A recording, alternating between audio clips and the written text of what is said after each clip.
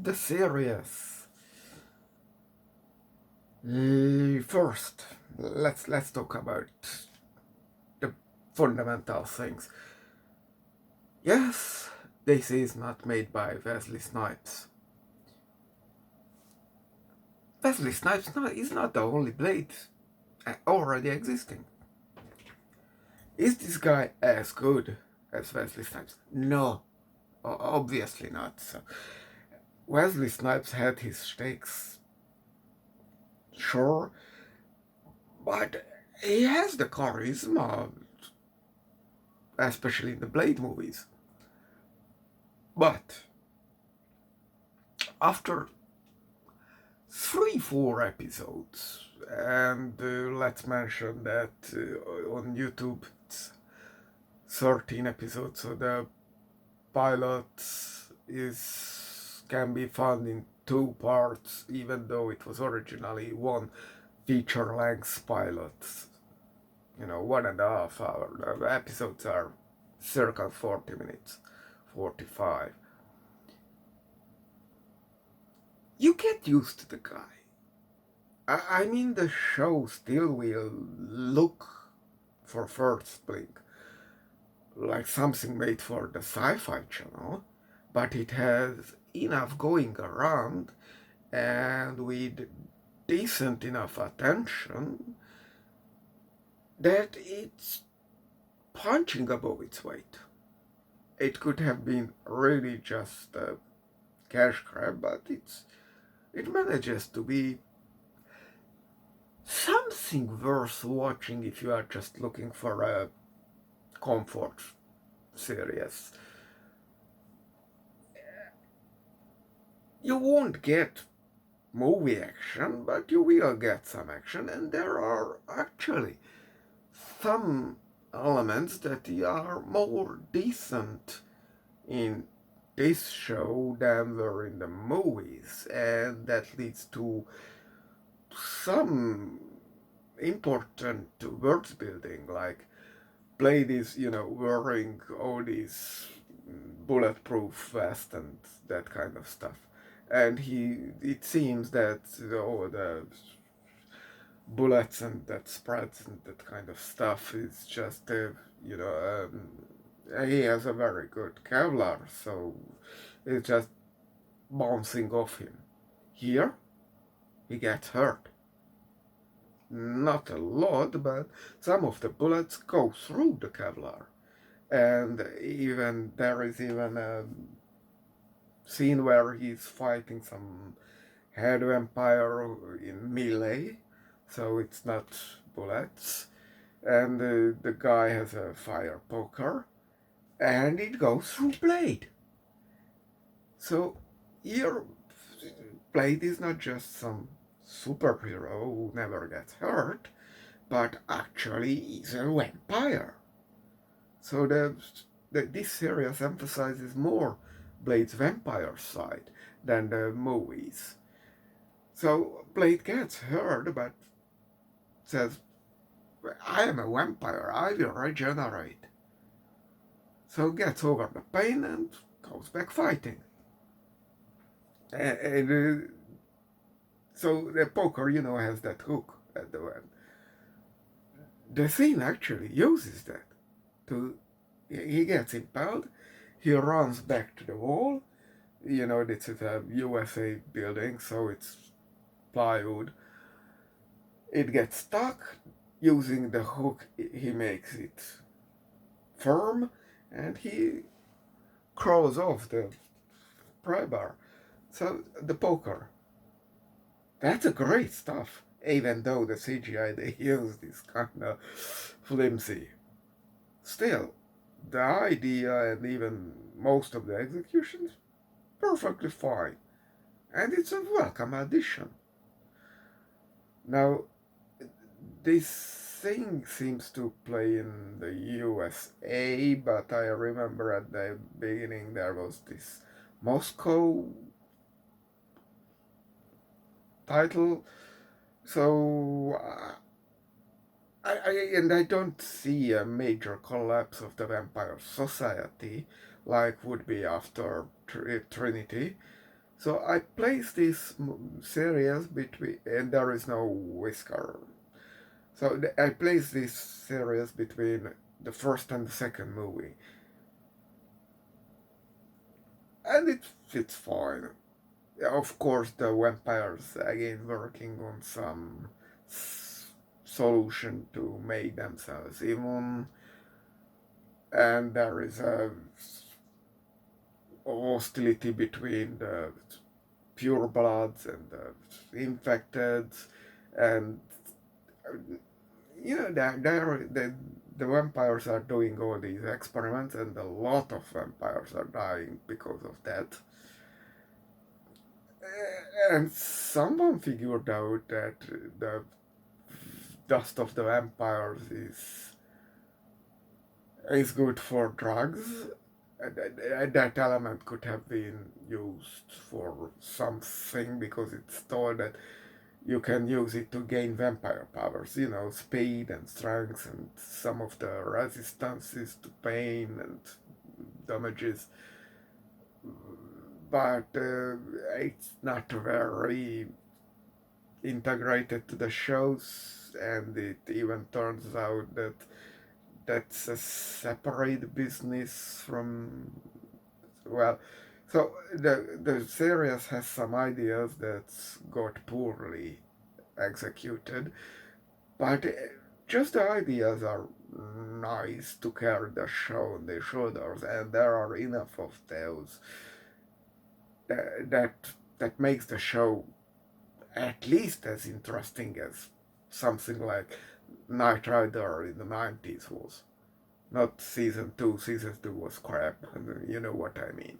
Or, Hercules or Xena or something like that. There are even some clownless vampires, so, the show brings up the people Blade fed on when he was a youngster. I'm not exactly sure what happens with them, and I'm not exactly sure I watched all the episodes. It's a bit flimsy, but I'm not going back there. It's not that important. I guess it's not rather quality. So, but if you want to watch it, I suggest you watch this thing on By the Gods of Science Fiction channel on YouTube, because they have everything aside the pilot listed on a neat playlist. While there was, I looked this up.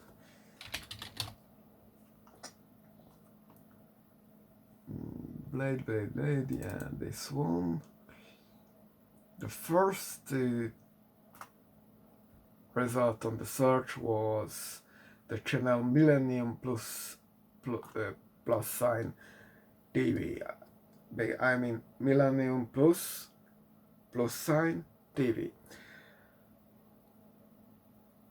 You will know it when you see it.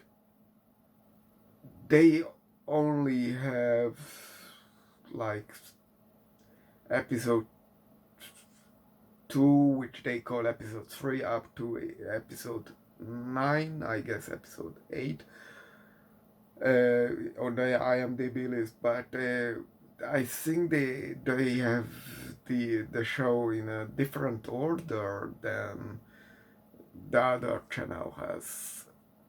This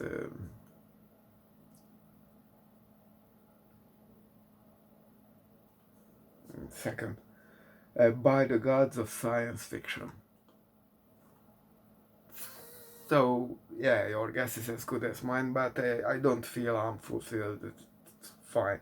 Of course, we have someone who freshly turned to an empire, but now the original serum, the Blade 1 movie serum, only works if you get it during the first 21st hour or something after you turn.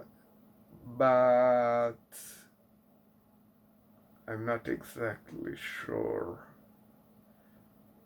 Maybe what the black scientist one developed doesn't, but it does. But she look either way, it now works that way.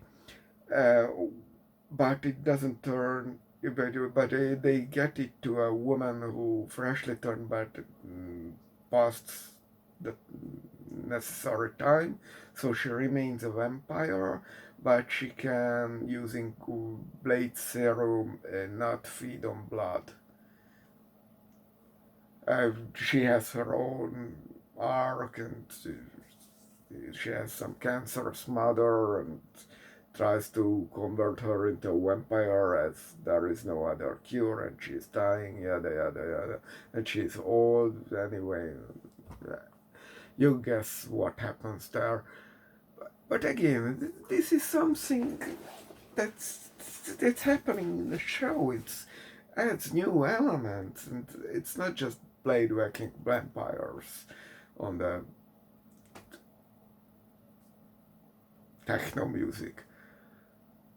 The, the music is decent. It won't be as iconic as the movies, but it's not bad. I can see a market for it. I'm not exactly sure when this was coming out, but you know, this is decent, and we get even better depth for the purebloods because we only see purebloods in some pureblood council, and they were all how many 100 years old already, and yada yada yada.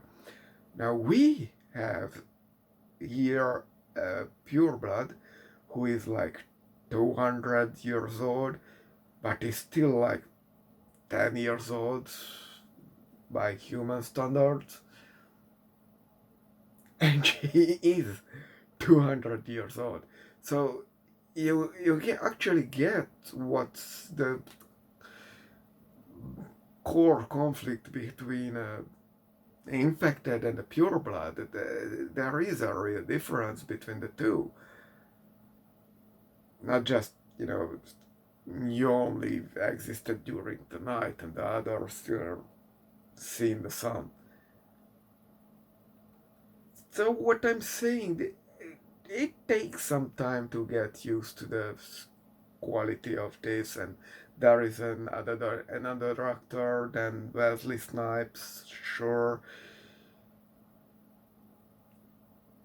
but it's not a bad show. It's actually something that you can bite yourself through eventually. I don't see to binge this. This is more of a one episode per week series, but you won't regret it. And there is even a vampire in the last but one episode who is not who shows more diversity for the clanless vampires. They mentioned that some vampires are clanless because they just couldn't fit into any of the 12 tribes.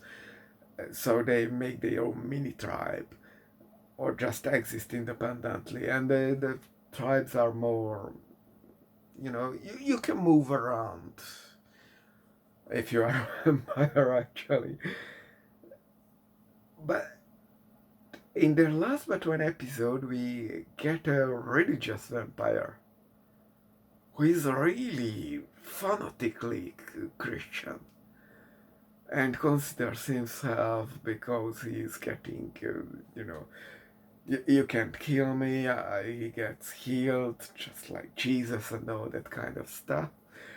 Obviously, he's a serial killer and absolutely madman. And he has this hood with thieves, and it looks very much like the Strowman in Batman, or the guy in that Clive Barker book, Nightbreeds. it's a fun character, and memorable. So there is all these action scenes, the vampires doing the usual thing, there are some vampire politics, there is some cop subplot going on, some cops are working for, the vampires, but that doesn't necessarily stop them to help a cop with after vampires, because they have their own agenda and personality, and also the clans getting conflicts, and we get at least 2 or 3 clans who are having more explanation how they work. Like there is the main clan of the show where doing all this usual research, and there is one who are only drinking synthetic blood and pretty much retired from society and living all this cult life. And all the other vampires think they are absolutely cultish. And there is one more clan who is. Oh, how about you watched it? Because I have the reason I'm making this video without watching the final episode, which either pulls a great thing, great twist and all that, or will be just okay, okay, but the series standard, this is perfectly okay. It's like it was before. And there is even vampires get these visions when they are turned, and sometimes other times, and these flashbacks are used to get a better pacing for the show, and it's always nice to see these costume people in costume doing their shit and giving some characterizing backstory, so it's not just for fuck's sake. It really adds to the show. So I am doing this without the last episode being seen because it is out there, and I think if you are interested in this show because what I said, or just because it's played, or because I told you that it's actually kinda decent,